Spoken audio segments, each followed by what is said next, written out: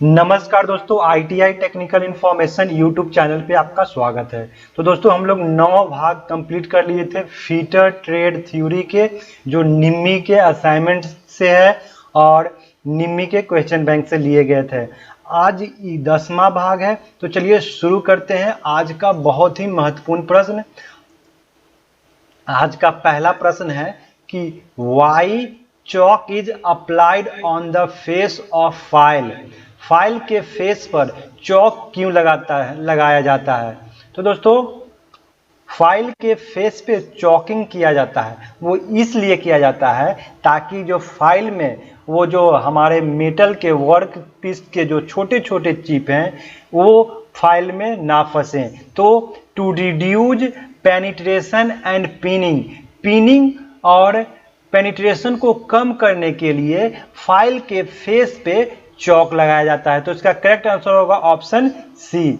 और यदि पिनिंग हो गया फाइल में तो क्या करेंगे। यदि पिनिंग फाइल में हो गया है, चिप्स फंस गए हैं फाइल में, तो उसके लिए फाइल कार्ड या वायर ब्रश का इस्तेमाल करके उसके पिनिंग को निकालेंगे। What is the use of fine pitch hexa blade. Fine pitch hexa blade का उपयोग क्या है। मतलब कि जो फाइन पिच हेक्सा ब्लेड है उसका इस्तेमाल कहाँ किया जाता है। तो जब फाइन पिच हेक्सा ब्लेड का इस्तेमाल जो है वो to cut conduct and other thin tube, कंट्यूड और पतली ट्यूब को काटने के लिए हम लोग फाइन पिच हेक्सा ब्लेड का प्रयोग करते हैं। और फाइन पिच हेक्सा ब्लेड का जो पिच होता है वो 0.08 mm होता है। For conduct and other thin tube sheet metal work it is use 0.8 mm pitch, यानी कि 0.8 mm पिच का इस्तेमाल जो है वो कंट्यूड और अदर थिन ट्यूब या शीट मेटल में किया जाता है। वही बात किया जाए कि for tool steel, high carbon steel, high speed steel use a 1.4 mm pitch. जब आपको हेक्सवाइंग करना है टूल स्टील का, हाई कार्बन स्टील का, हाई स्पीड स्टील का, तो वहां पे आप 1.4 mm पिच वाले हेक्सा ब्लेड का इस्तेमाल करेंगे। Soft material such as bronze, brass, soft steel, cast iron and heavy angles, तो वहां पे हम लोग कोर्स पिच यानी कि 1.8 mm पिच वाले ब्लेड का इस्तेमाल करेंगे। What is the name of portion left between fluid in a drill. एक ड्रिल में फ्लूइड के बीच के भाग का नाम क्या है। तो ड्रिल में क्या कह रहा है कि फ्लूइड के जो बीच का भाग में होता है उसका क्या नाम है। तो इमेज देखिए, यहाँ पे ये जो है आपका क्या है, फ्लूइड है। यहाँ फ्लूइड इसलिए दिया जाता है ड्रिल में ताकि कूलेंट आसानी से जा सके और चिप जो है बाहर आसानी से निकले।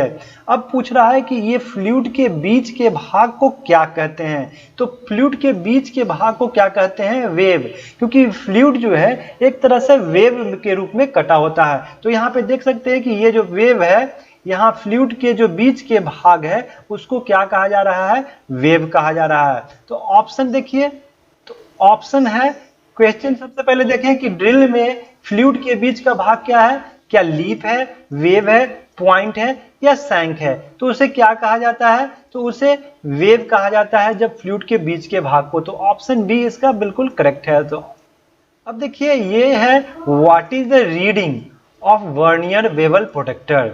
इस वर्नियर बेवल प्रोटेक्टर का रीडिंग फाइंड करना है।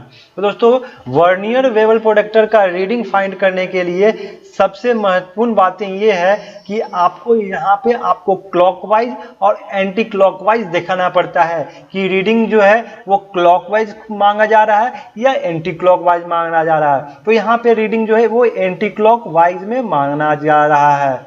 अब आपको यहाँ करना क्या है कि सबसे पहले आपको ऊपर जो डिवीजन, मेन डिवीजन दिया है वो एक एक डिग्री में बटा हुआ होता है और 360 डिग्री में बांटा जाता है। और इसको 0 से 90 तक, वो देख सकते हैं यहाँ 0 और 0 से 90, 90 से 0, इस तरह से टोटल जो है 360 भाग में इस प्रकार से बटा होता है। ये 0 होता है तो यहाँ पे 90 होगा, ये 90 है तो यहाँ पे फिर 0 होगा और यहाँ 90 होगा। इस प्रकार से इसका रीडिंग बटा होता है एक एक डिग्री के एंगल में। अब उसके बाद आपको देखना है कि आपका जो वर्नियर जो दिया है वो होता है यहाँ पे लेफ्ट में 0 से लेकर 60 तक और राइट में 0 से लेकर 60 तक, तो उसको भी आपको देखना पड़ता है। तो चलिए सबसे पहले हमको यहाँ पे जो इसका एरो दिया हुआ है, देख रहे हैं यहाँ पे एरो दिया हुआ है, तो इसका रीडिंग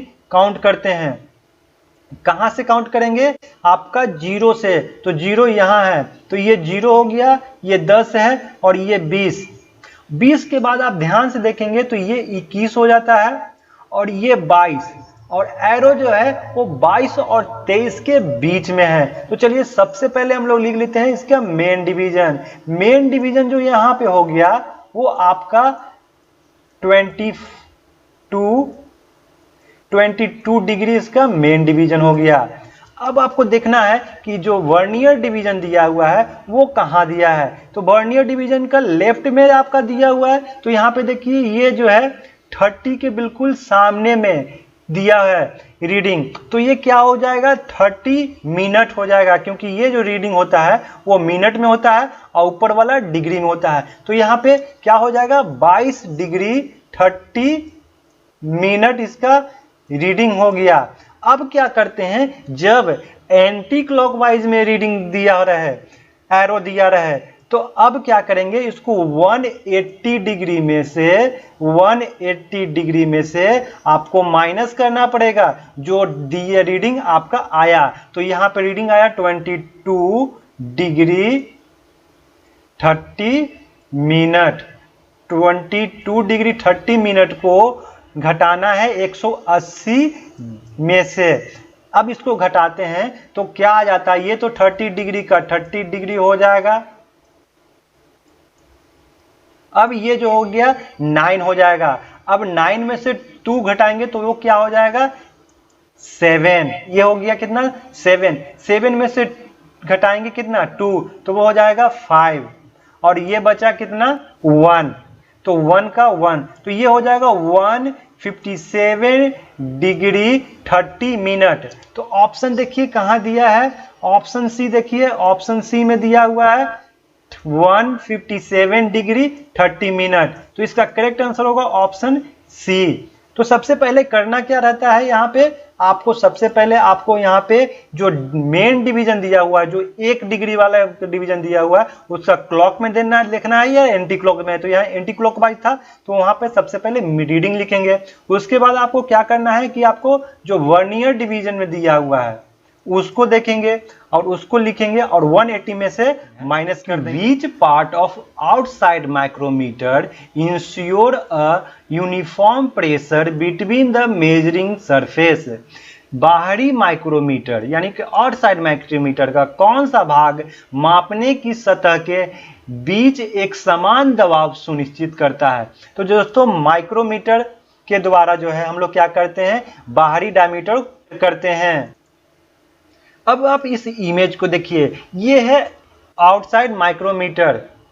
अब यहाँ पे देखते हैं कि क्या कह रहा है कि हमको समान प्रेशर के साथ मेजरिंग करना है। तो क्या करते हैं कि सबसे पहले क्या करते हैं, इसके वो जी स्पिंडल और एनविल के बीच में जॉब यानी कि वर्कपीस लगाते हैं। उसके बाद जो थिम्बल है, ये जो थिम्बल है उसको घुमाकर जॉब के पास ले जाते हैं। जब जॉब के पास चला जाता है तब जाकर हम लोग क्या करते हैं, इस रॉचेट स्टॉप का इस्तेमाल करते हैं। इससे होता क्या है कि बिल्कुल समान प्रेशर इस्तेमाल किया जाता है और जब आवाज आने लगता है टिक टिक का तो समझ लेना कि ये जो बिल्कुल सही से आपका जॉब होल्ड हो गया है। और उसके बाद ये जो लॉकिंग नट है उसको प्रेस करके हम लोग रीडिंग लॉक कर देते हैं, उसके बाद रीडिंग लेते हैं। क्वेश्चन आपका कहा जा रहा था कि बाहरी माइक्रोमीटर का कौन सा भाग सतह को सतह के बीच एक समान दबाव सुनिश्चित करता है। तो वो आपका क्या करता है,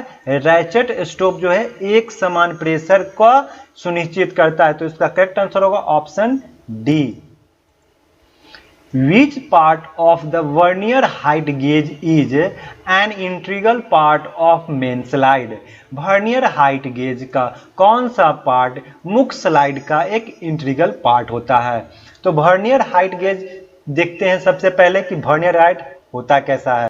अब देख पा रहे हैं कि ये जो है आपका वर्नियर हाइट गेज का इमेज है।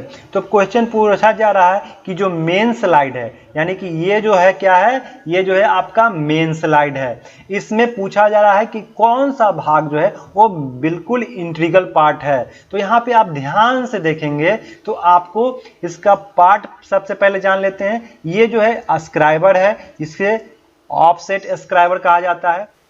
ये जो है आपका क्या है, जॉ है। अब ये जो है आपका मेन स्लाइड है, ये लॉकिंग स्क्रू है, और ये बेस है, और ये बीम है।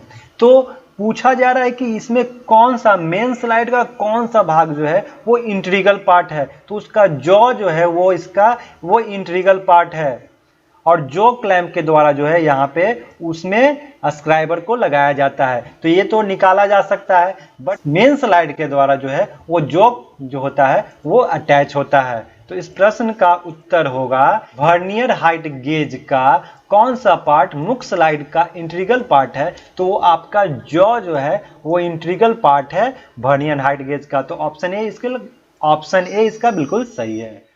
What is the principle of micrometer?